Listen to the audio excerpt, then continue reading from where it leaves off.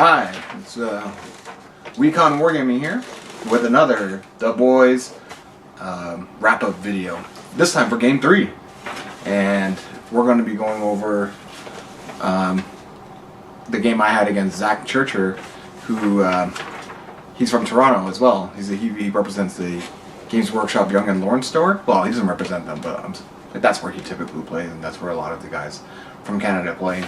And so he was taking a Soulblight army with, I'll go over his list. It's a Vampire Lord on Zombie Dragon, Prince Sorin, and the Witch of the Dunes. They're both Vampire Lords. And then he had 4 units of Direwolves. I think he just made these names up. Anyways, okay, so he had 10 Blood Knights, 1 unit of 10 Blood Knights, and 2 units of 5 Blood Knights. And that's basically his entire army. So, Zombie Dragon, a couple of Vampire Lords, basically 20 Blood Knights and 20 Direwolves. And that's 2,000 points on the dot. So the mission we were playing is Duality of Death.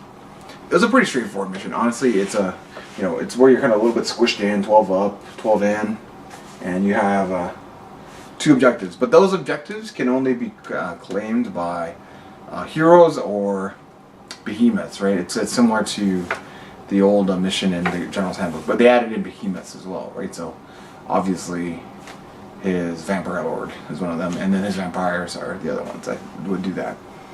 Just in general, the way the game went, the Direwolves kind of all just bumped up, and I charged them with a bunch of Plague Monks and was grinding them down, but they don't battle shock off very easily, so it was taking a little bit longer to kill all of them than I thought.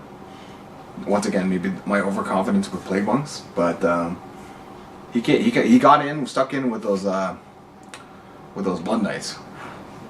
They're tough. They come in, they bash the heck out of things. The only thing is, this is the game that I would say that really reinforced that my Vermin Lord is not very good. I brought him up. I was like, okay, cool, let's dance, me and you.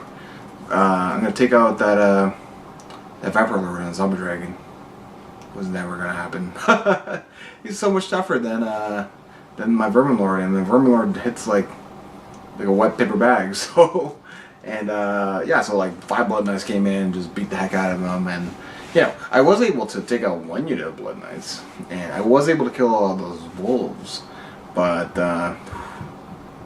that's throwing all my resources at everything. So, yeah, basically, it was over. He had max points on me because it's a progressive scoring, right? So he was able to get on it real quick, and he stayed on it, and he just was so far ahead of me that I wouldn't be able to reduce the primary very much. The only other ones were like marked for death and stuff like that. I couldn't get any of those points because as stupid as I am, I picked the same 10 Blood Knights to be marked for death as the ones that were. You got extra points if you got these other secondary missions, and the other one was like the highest non-battle line unit, which was the 10 Blood Knights. So I'm like, well, okay, we'll have to kill them anyways. Then we'll just double down. But then doubling down didn't do anything because I couldn't even take out one model out of the unit of 10, let alone the whole unit, right? So it probably would have made sense to just spread that around so I can achieve at least one of those. But when you're getting blown up 20-0, how much does that really matter? It might have made a difference in one place of my standing, right? Which is from 10th to 9th. So, yes, it was a mistake. Yes, I could have played it differently and played it better. But realistically, how much better could I have done? Yeah, let's say like 5-10% better. Not like a huge amount, but definitely could be better. And I think actually one of the things is really target priority. That's huge. And I'm really not very good with target priority. Mostly because I'm not used to all these different armies, right? So I'm still relatively new with Sigmar, and we'll see how subsequent games go. Hopefully I make better choices. Maybe I'm just a bad general. I don't know. Probably.